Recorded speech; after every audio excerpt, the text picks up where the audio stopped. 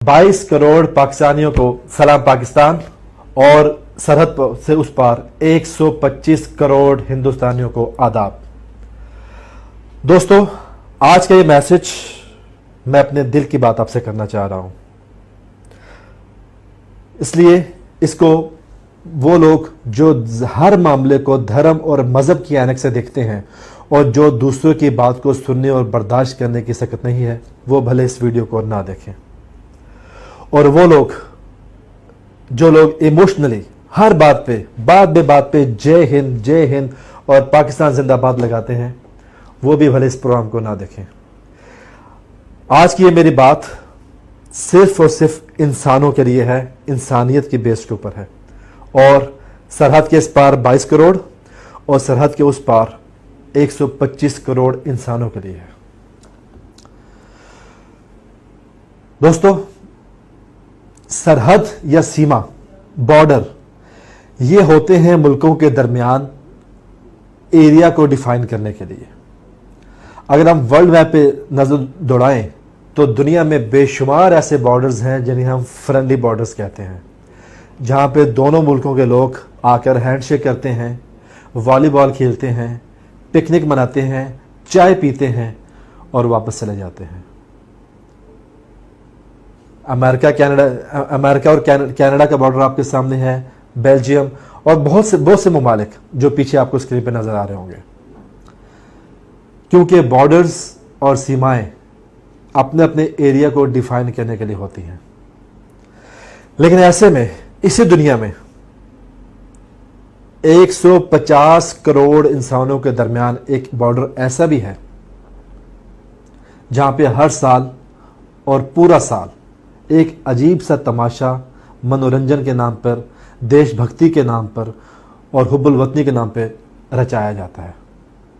Wagah border, जहां पर यौम दिफा के मौके पे 6 सितंबर को और साल भर में मुख्तलिफ मौकों पर परेड होती है, फ्लैग सेरेमनी होती है और दोनों साइड की आवाम, पाकिस्तान की आवाम और भारत की जनता, उस एरिया में आकर अपने अपने फौजियों को, अपने अपने सैनिकों को प्रमोट करने के लिए आते हैं। लेकिन होता क्या है, यह मनाजर जो आप देख रहे हैं, एक दूसरे को मसल दिखाना, घूरना, मूंछों के ताव देने, पांव सर से उठा के दिखाने, जिम्नास्टिक करनी, पांव जमीन पे पागलों की तरह पटकने, यह दुनिया में कहां होता है? कोई भी नॉर्मल इंसान, does it make any sense, any logic? कोई भी नॉर्मल इंसान जिंदगी में सर से पांव ऊपर उठाकर, मूंछों को ताव देकर या जमीन पर पांव पटक कर चलता है? नहीं। क्या, मेरा दूसरा क्वेश्चन है, पाकिस्तान और इंडिया के प्राइम मिनिस्टर जब भी कभी दुनिया के किसी मंच पर मिलेंगे, क्या ये एक दूसरे को मूंछों का ताव देकर, घूर कर या मसल दिखा के बात करेंगे? नहीं, कभी नहीं करेंगे। पाकिस्तान के डेलीगेट्स, पाकिस्तान और इंडिया के फॉरेन ऑफिस के डेलीगेट्स दुनिया के किसी भी प्लेटफॉर्म पर जब बैठेंगे तो ऐसी मस्खरेबाजी करेंगे? नहीं करेंगे।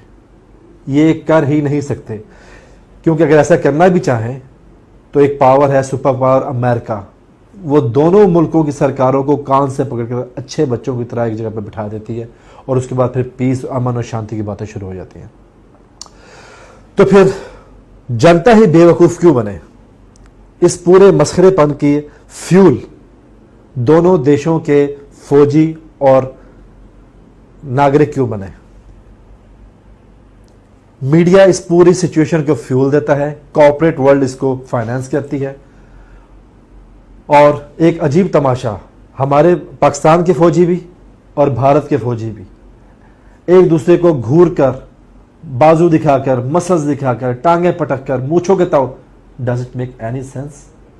मूंछ दुनिया में किसी किस्म का वेपन है क्या? ये एक AK-47 है? मूंछ सिर्फ बाल हैं, जैसे जिस्म के किसी भी हिस्से पे बाल हो सकते हैं। तो क्यों दोनों देशों की फौजें, सरकारें और मीडिया इमोशनल अत्याचार करके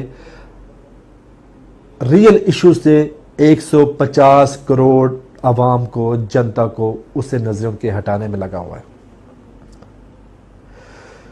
यह बात सुनने में शायद बहुत नागवार गुजरे देशभक्तों को भी और मुहब्बे वतनों को भी, लेकिन मैं बहैसियत इंसान बात करने जा रहा हूं।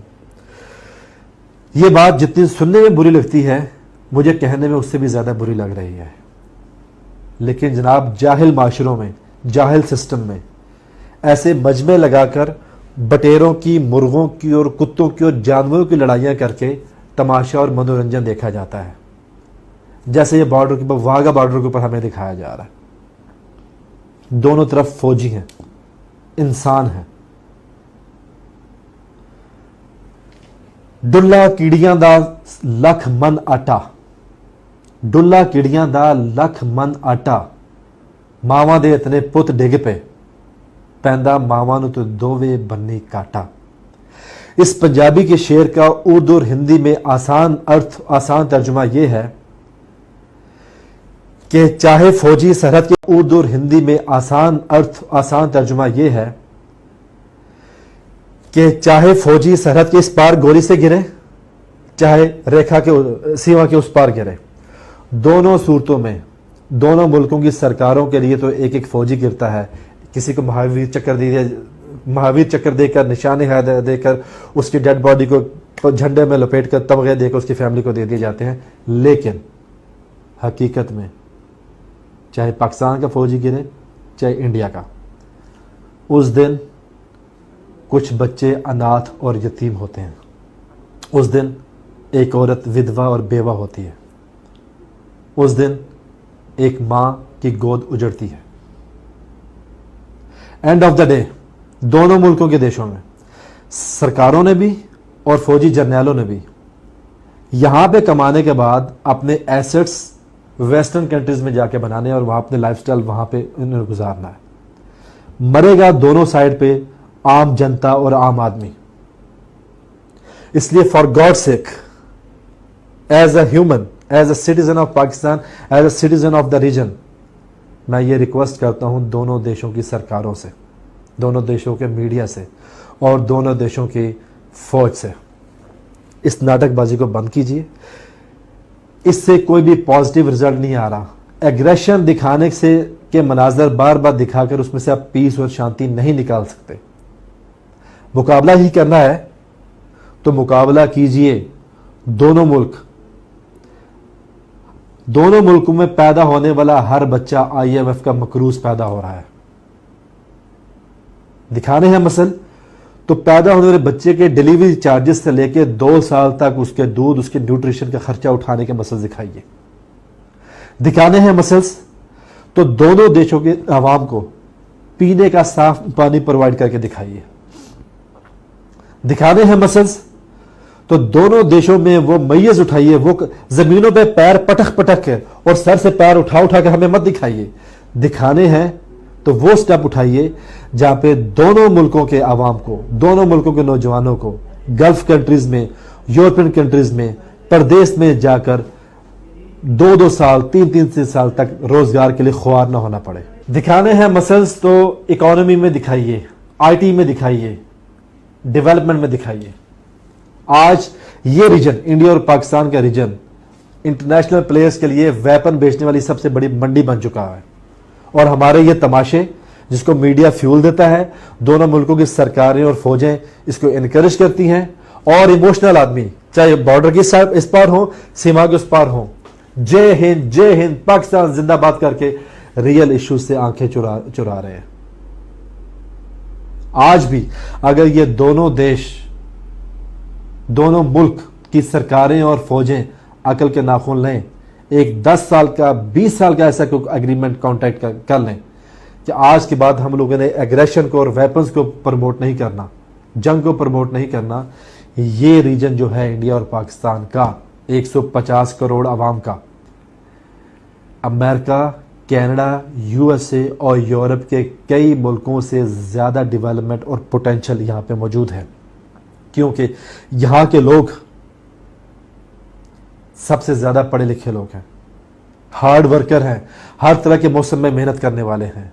यहाँ के एग्रीकल्चर, यहाँ पे लाइव स्टॉक्स, डेयरी आइटम्स और मिनरल्स और क्या क्या, यहाँ का टैलेंट जो इस वक्त पूरी दुनिया में ड्रेन होके बाहर जा रहा है, वो यहाँ पे काम कर सकता है, दुनिया यहाँ पे आके काम कर सकती है, अगर हम लोग दोनों मुल्क अपने अपने आवाम को ये इस इमोशनल अत्याचार से बाहर निकालें। तो उस दिन हम लोग मिल के बोलेंगे पाकिस्तान जिंदाबाद, और आप लोग बोलिएगा जय हिंद।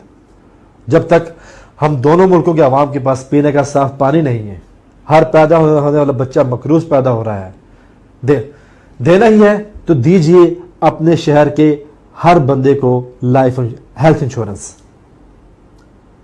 बेसिक आजादी के 70-75 साल गुजरने के बाद भी सिसक के जिंदगी गुजार रहे हैं दोनों मुल्कों के अवाम, और आप लोग एक दिन का मनोरंजन दिखाकर जय हिंद पाकिस्तान जिंदाबाद और ये नॉनसेंस किस्म की एक्टिविटीज दिखाकर, जो कि दुनिया में कहीं भी एग्जिस्ट नहीं करती हैं, कोई भी नॉर्मल आदमी इस तरीके से नहीं चलता जिस तरीके से दोनों मुल्कों को फौजियों को दिखाया जाता है। एक की अगर पगड़ी गिरती है, एक स्लिप होकर गिरता है तो तालियां बजती हैं, खुश होते हैं, बहुत अच्छा काम कर लिया जनाब।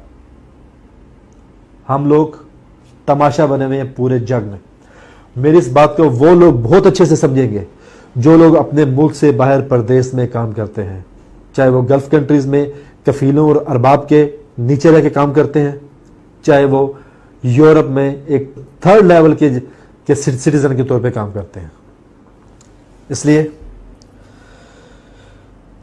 वक्त आ गया है कि दोनों मुल्कों के अवाम, दोनों मुल्कों के जनता अपने अपनी साइड से अपने अपने मीडिया को, अपनी अपनी सरकारों को और अपनी अपनी फौजों को ये रिक्वेस्ट करें, इंसिस्ट करें कि खुदारा फॉर गॉड सेक फ्यूचर की तरफ देखिए, ये वक्ती ड्रामेबाजियों से हम लोग बाहर निकलें। और यहाँ पे एंड के ऊपर मैं इंडियन प्राइम मिनिस्टर वाजपेयी का एक शेर कोट करना चाहूँगा, जो उन्होंने बोला था कि जो कुछ हमारे संग हुआ बच्चों के संग ना होने देंगे, जंग ना होने देंगे, जंग ना होने देंगे। जंग सिर्फ और सिर्फ तबाहियां लाती है, और ऐसे मुल्क जहां पे पहले ही इंफ्रास्ट्रक्चर कोई नहीं है, जहां पे पहले ही पीने का साफ पानी नहीं है, जहां पे पहले बेसिक फैसिलिटीज नहीं है, वहां पे दोनों मुल्कों के अवाम को ये जंग और युद्ध और इमोशनल अत्याचार मत दिखाइए, रियल इश्यूज को एड्रेस कीजिए जनाब। ये मैसेज है 22 करोड़ पाकिस्तानियों के लिए और 125 करोड़ हिंदुस्तानियों के लिए। एक कलेक्टिव सक्सेस, कलेक्टिव डेवलपमेंट लेकर उठें, और दुनिया के इस मैप के ऊपर हम भी किसी जगह पे एग्जिस्ट करें। इस वक्त हम कहीं पे भी एग्जिस्ट नहीं करते। जिन दोस्तों को ये बात पसंद आ जाती है, समझ आती है, उसको शेयर करें। और जिसने अब भी हर चीज़ को धर्म और मज़हब की आंख से देखना है, और जिसने हर चीज़ को देशभक्ति और हुब्बुल वतनी की नज़र से देखना है और फ्यूचर ओरिएंटेड होकर नहीं देखना, आपकी सोच आपके हवाले। Thank you.